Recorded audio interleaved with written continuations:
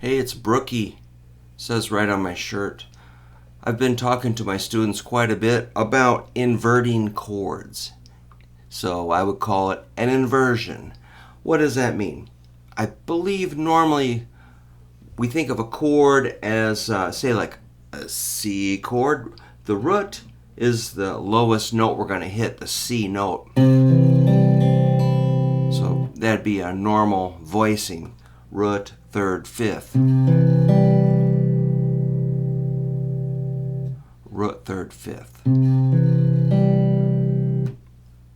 If we change the bass note to the E, that's an inversion. I think that's our first inversion.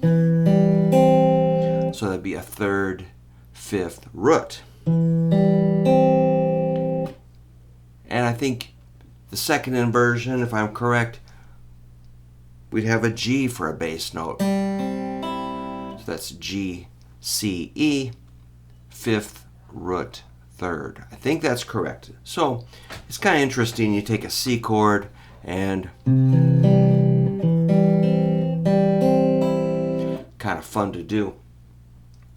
You can also, we're going to go kind of far. If you can stay with me, or not real far, but we're going to take this. It's going to pick up steam, but I just want to make sure everybody's with me. So C chord, like root position. First inversion has a third in the bass. Second inversion has a fifth in the bass, which is G as the fifth. So look at this. We can throw our G down here. That's a fifth, root, third. So it's a C slash G. Or low E would be a third. So that's going to be kind of boomy, but so that's got the third in the bass. No big deal. It's just we're just flipping it a little bit. Now, as far as I'm concerned, we want to move it up here. Here's a regular C bar chord. Are you working on that? I've got a lot of students kind of stuck on that. That's your root fifth, root third.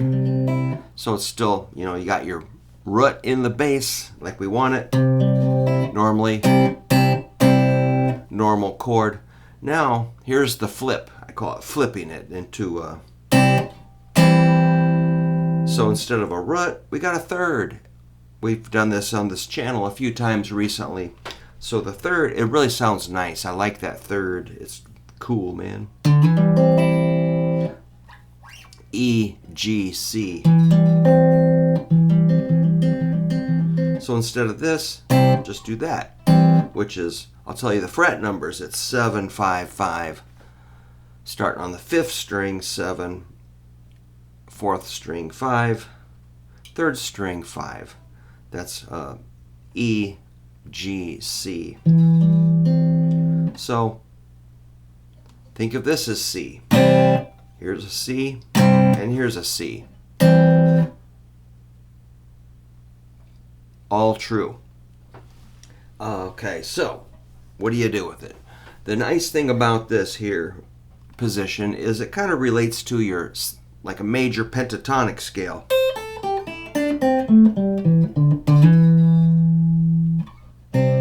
You can always flip, you can always go in a song.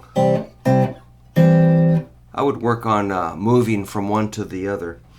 So that scale was 8, 5, 8, 5, 7, 5, 7, 5, 7, 5, 3.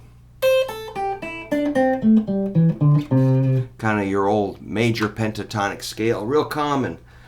I'm going to do it ascending like this.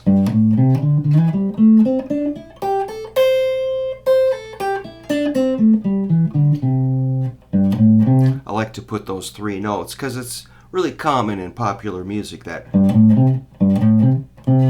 sounds like a bass line to a Motown song or a country song. Very basic for country lead guitar or Southern rock or major, whatever. It's everything. So that's a G, A, C.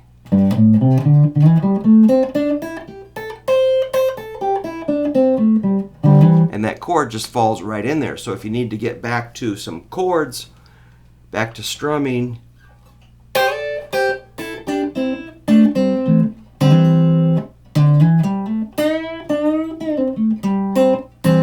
something like that. All right, here's another little move you can do with these. The hammer from 5th fret to 7th fret. Pointer fingers laying pretty flat, not all the way, just to mainly you're covering that 5th string and the others. You don't have to bar the 6th string. So that hammer on. Hammer's like this. You're striking it, hammer. If you just touch it softly, it's dead. But if you hammer with some confidence, it will ring out. How about this? Kind of a Hendrix thing.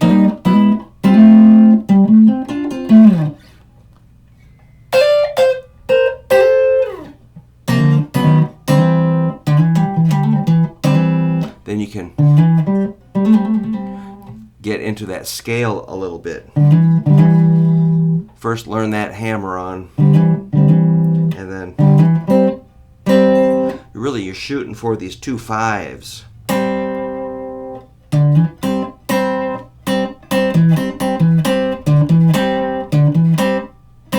Skinnerd.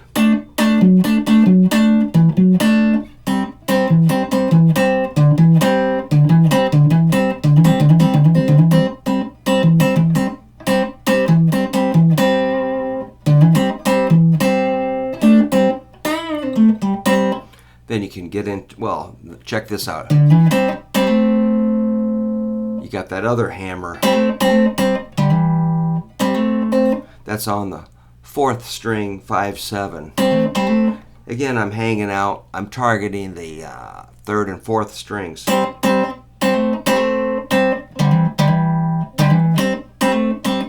You can mix and match those two ideas.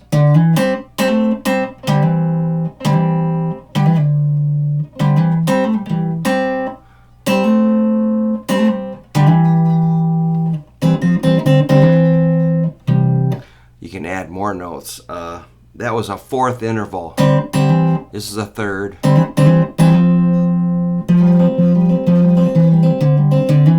That sounds pretty cool. Yeah, how about like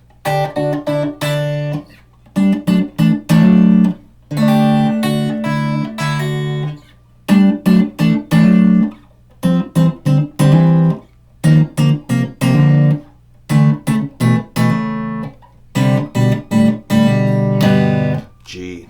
So that I can hear my students squealing in pain of the idea of using their pinky. And really, okay, I'm sorry, but you're going to have to start using your pinky to stretch your hand. If you only play little tiny things like this, great, but you're going to have to start. If you really want to play that thing, think bigger. And if it hurts, then do it every day on the couch between 7 and 9:30 p.m. Just sit on the couch, pet your kitties or your doggies, and play your guitar and watch TV and just space out, relax, and work on those moves. So over time, your hand's going to be able to reach some things. All right. That's another root on the 6th string, 8th fret. Another voicing or inversion or something. I don't know. It's a C, E, G, just like this, only here. What if you want this sound, but in B, it's going to be or A, G. Cool, man. A, B, C, D, E. That's going to be helpful. All right, let me wind it down with one last idea. Check this out.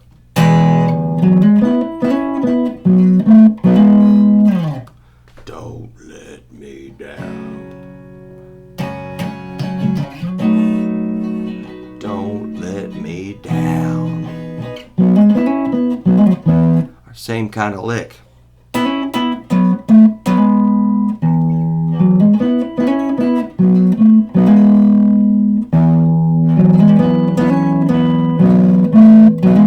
So pointer finger is camped out at the 9th fret, but you're just hitting, kind of concentrating on 5th, 4th, and 3rd strings. Hear that? It's a major third. It sounds righteous.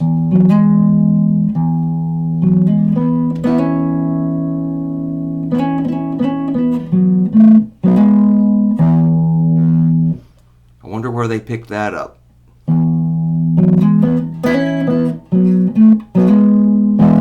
Maybe from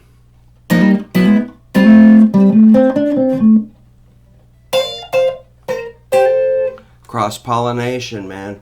So yeah, I guess that Curtis Mayfield made that kind of sound popular, but I don't really know a lot of Curtis Mayfield music. I've just read that 100 times. Anyhow, it's always the black guys coming up with the cool stuff, and then we're lucky enough to get a little taste of that. If we pay attention, we can learn some cool things from the innovators.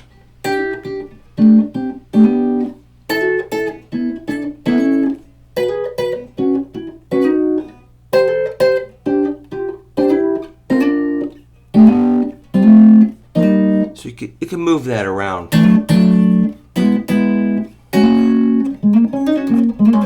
So it's highly portable. I visualize the guitar kind of as a magic elevator. You know, we start on ground floor and go to pick your floor. You know, 11th floor is F sharp. 11, 12. 13th floor is G sharp.